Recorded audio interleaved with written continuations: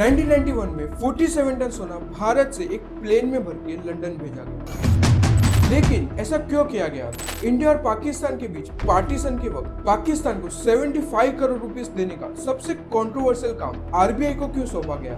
8 नवंबर 2016 की शाम PM Modi ji TV पर आए और कहा, रात्रि को 12 बजे से वर्तमान में जारी 500 रुपए और 1000 रुपए के करेंसी नोट लीगल टेंडर नहीं रहेंगे। ये मुद्राएं कानूनन अमान्य होगी। आरबीआई के पास सिर्फ कुछ ही दिन थे पूरे सिस्टम को दोबारा डिजाइन करने के लिए और कुछ ही दिनों में 2.3 लाख करोड़ के नए नोट छाप दिए गए। लेकिन क्या आप जानते हो, एक बार सरकार ने आरबीआई से उसके रिजर्व्स मांग लिए और जब गवर्नर ने मना किया तो उसे रिजाइन करना पड़ा। लॉकडाउन के दौरान जब लोगों के पास ईएमआई भरने के लिए पैसे नहीं, आरबीआई ने 3 महीने की मॉरेटोरियम देकर करोड़ों घरों को एक सबसे बड़ी टेंशन से राहत दी। All commercial banks are being permitted to allow a moratorium of 3 months. ये कहानी है आरबीआई के जन्म से लेकर अब तक के चैलेंजेस और अनसंग सक्सेस। तो चलिए शुरू से शुरू करें।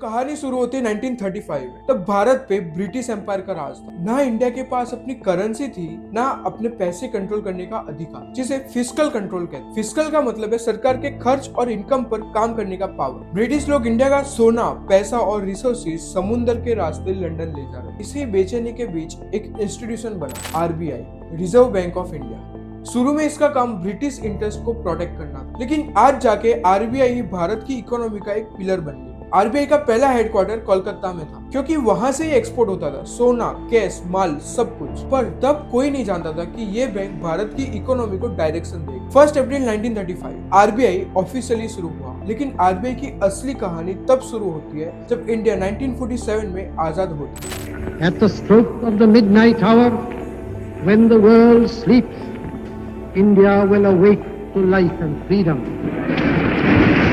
पार्टीशन के बाद पहला बड़ा कंट्रोवर्शियल और मुश्किल डिसीजन था पाकिस्तान को 75 करोड़ रुपीस देना, जो आरबीआई के पास था। देश में लोग नाराज थे, इमोशंस हाई थे, लेकिन आरबीआई ने न्यूट्रल स्टांस लिया। तब के गवर्नर सीडी देशमुख ने कहा, ये पैसा सिर्फ नोट नहीं है, ये नए देश की जिम्मेदारी है। आरबीआई का पहला मेजर टेस्ट आया 1960s के डेकेड में। 1962 में चाइना से वॉर, 1965 में पाकिस्तान से वॉर और इनके बीच में भारी सूखा भी आया। तब आरबीआई ने एक बोल्ड डिसीजन लिया, बैंकिंग कैश ट्रांजिट सिस्टम। देश भर के बैंक से कैश कलेक्ट किया गया और किसानों को लोन दिया ताकि फार्मिंग बची रहे। रिस्क बहुत था, महंगाई 30% तक बढ़ गई थी, लेकिन आरबीआई ने डिसीजन लिया, खेती बचेगी तो देश बचेगा। फिर आया 1991, फॉरेन रिजर्व सिर्फ 3 हफ्तों के इंपोर्ट के लिए बचे। आईएमएफ से लोन चाहिए था, लेकिन उनकी कंडीशन बहुत सख्त थी। तब finance minister doctor Manmohan Singh और आरबीआई ने एक हिस्टोरिकल डिसीजन लिया। इंडिया का 47 टन सोना लंदन भेजा गया बेल आउट के बदले। रूपी का डिवेल्यूएशन हुआ, लाइसेंस राज खत्म हुआ। यहीं से स्टार्ट हुआ इंडिया का इकोनॉमिक रिफॉर्म। 2008 में global financial crisis, lemon brother collapse हुआ।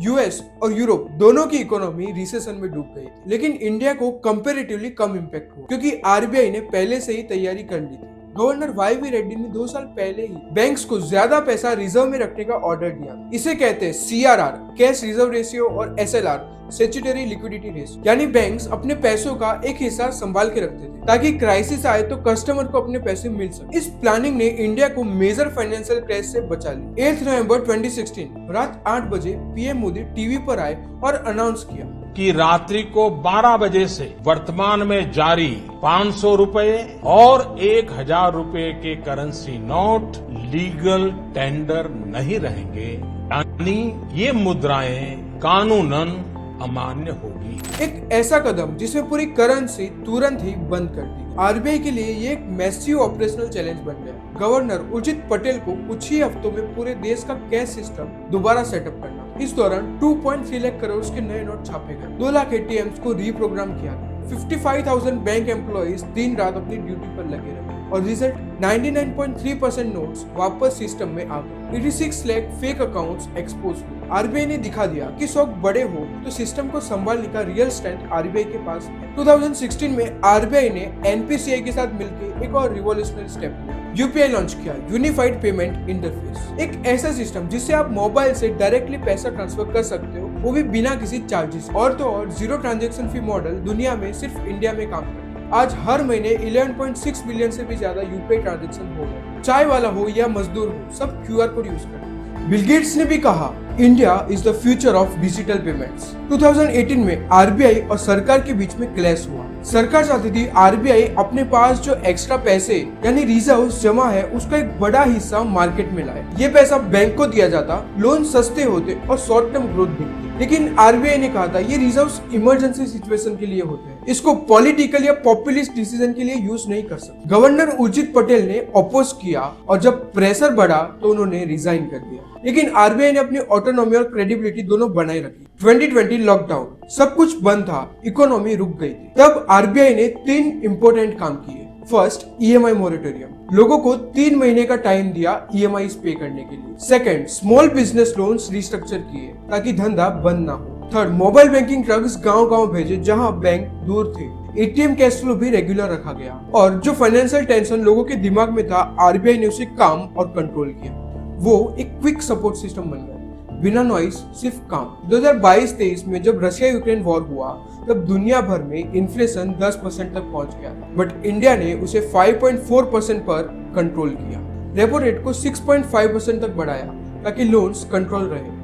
क्रिप्टो और बेटिंग एप्स को रेगुलेट किया और सब कुछ किया बिना किसी पॉलिटिकल प्रेशर के, चाहे इलेक्शन सीजन ही क्यों ना हो। आज का इंडिया 2025 तक $4 ट्रिलियन के पास जीडीपी, $645 बिलियन के फॉरेक्स रिजर्व्स, 90% ट्रांजैक्शंस डिजिटल हो चुके और सिर्फ 3.7% एनपीए, तो चाइना से आधा है। ये सब पॉसिबल हुआ बिकॉज सिस्टम स्ट्रॉन्ग था और आरबीआई अपने प्रिंसिपल्स पर बना रहा। और ये सब सिर्फ 8,000 आरबीआई एम्प्लॉयज कर रहे हैं। गूगल और अमेज़न से छोटी टीम पर इम्पैक्ट दुनिया से बड़ा। जब पाकिस्तान या श्रीलंका डिफॉल्ट करते हैं तब इंडिया की करेंसी स्टेबल रहती है। जब दुनिया के बैंक्स कोलैप्स करते हैं, आरबीआई क्वाइटली सिस्टम को प्रोटेक्ट करती है। 2004 की सुनामी के वक्त आरबीआई ने 48 आवर्स में 500 करोड़ के नए नोट भेजे। 2013 के केरला फ्लड में मोबाइल एटीएम्स भेजे गए।